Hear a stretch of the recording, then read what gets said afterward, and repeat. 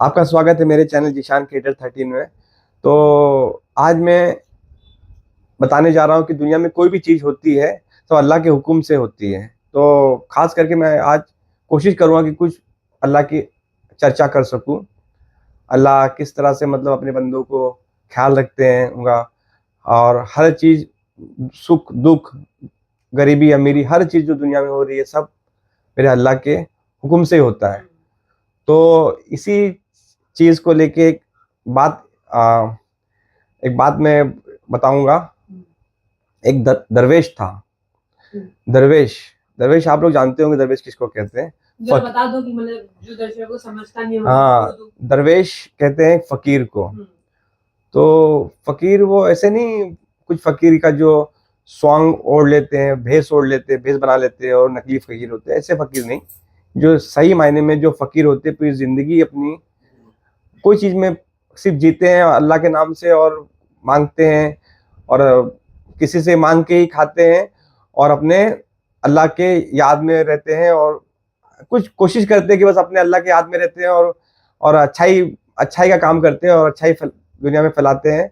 तो इस तरह से वो, एक तरह से तुम ये भी कह सकते हो कि कभी कभी अल्लाह ही वो फकीर को भेज देते हैं इंसान को जांचने के लिए कि इंसान ये कैसा है, इसका दिल कैसा है, ये दिल बड़ा घमंडी है कि बड़ा दयालु दिल का है, कि मदद करता है कि नहीं करता है। तो हम जो मदद करते हैं किसी लोगों की, तो सोचते हैं बहुत बड़ा काम कर दिया। असल में ये दरवेश, ये फकीर की आजमाइश नहीं होती है।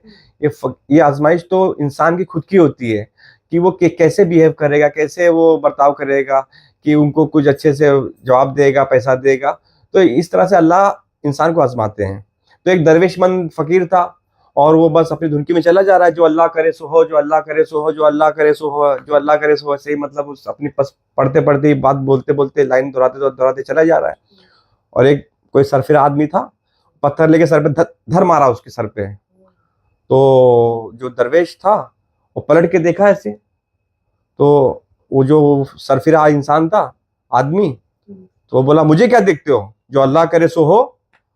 तो वो फकीर ने कहा कि ये पत्थर तो मेरे मारे, ये पत्थर तो अल्लाह के मारे ही लगा है, लेकिन मैं ये देख रहा था कि इस बीच में किसने अपना मुंह काला कर लिया।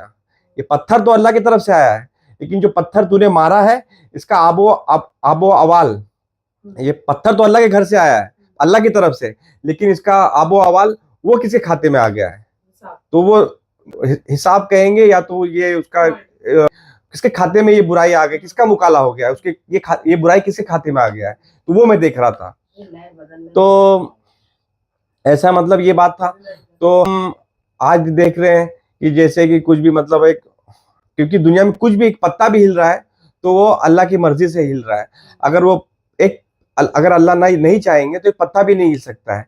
तो हम तो सोचते हैं कि कोई इंसान, किसी का कोई घर में बहुत करीबी था, घर में कोई फौत हो गया है, तो हम सोचते हैं कि मतलब कि बहुत रोते हैं कि ये क्या हो गया, कैसे हो गया, क्या हो गया। तो तो यही मतलब होता है कि दुख मनाते हैं।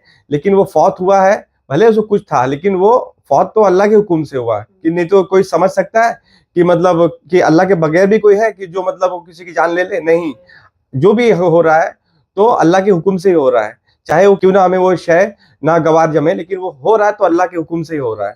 तो देखते होगे कि कोई रास्ते में अचानक जा रहा है, कोई बस ने टक्कर मार दी, वो आदमी मर गया, तो हम बोलेंगे नहीं नहीं देखो ऐसा हो गया। हाँ, ये जरूरी है, जो टक्कर मारा है उसे भी हम मुजरिम समझ सकते हैं, लेकिन जो भी दुनिया में कुछ भी हो रहा है, अगर जिसकी जान चली गई तो ये मेरे अल्लाह के हुक्म से हो रहा है। और अल्लाह ही ने, अच्छा हो रहा है या बुरा हो रहा है, तो जो वो चीज हो रही है, चाहे नुकसान हो या फायदा, वो अल्लाह ही कर रहे हैं।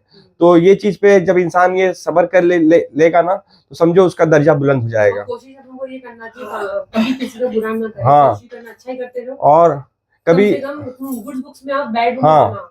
तो इसलिए कहते हैं जैसे कि मतलब अगर कि इंसान अगर कुछ गुनहगार है, या अनजाने में या जाने में कुछ गुनाह कर लिया है, तो मुसलमान के लिए तो और भी अच्छा है। जैसे कि मतलब मतलब उस पर कोई कोई अच्छा चीज होता है तो वो शुक्र करता है, और अगर कोई उस पर कुछ तकलीफ आती है, कुछ अगर मुसीबत आती है, तो वो सबर करता है।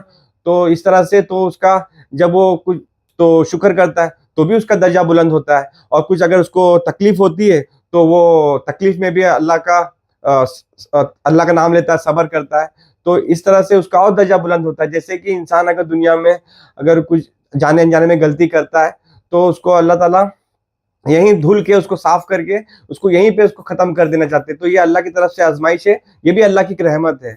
और जिसको आजमाइश नहीं आती है तो वो एक तरह से वो बहुत ही खतरे में है। तो आजमाइश जब आए तो उसे रोना नहीं चाहिए, अल्लाह का नाम लेके उसका सामना करना चाहिए और सब्र करना चाहिए और दुआ यह करना चाहिए कि अल्लाह ताला ये आजमाइश खत्म हो जाए। तो और ये कब आता है? जब इंसान जब से खौफ मतलब मुस्तकबिल से आता है कि ये ना हो जाए, वो ना हो जाए, ये ना हो जाए, तो ये खौफ मतलब इस चीज से आता है। और हुज़्न, अरे ये क्यों हो गया, ये क्या हो गया, ये हुज़्न, अरे ऐसा नहीं होता, काश ऐसा। तो कोई ऐसा भी है। तो खौफ किस चीज से आता है? जैसे कि अरे कहीं ऐसा ना हो जाए, कहीं वैसा नहीं हो जाए, तो ये चीज ऐसा नहीं हो जाए, अरे ये आगे क्या होगा, तो ये इस चीज से खौफ आता है फ्यूचर को लेके।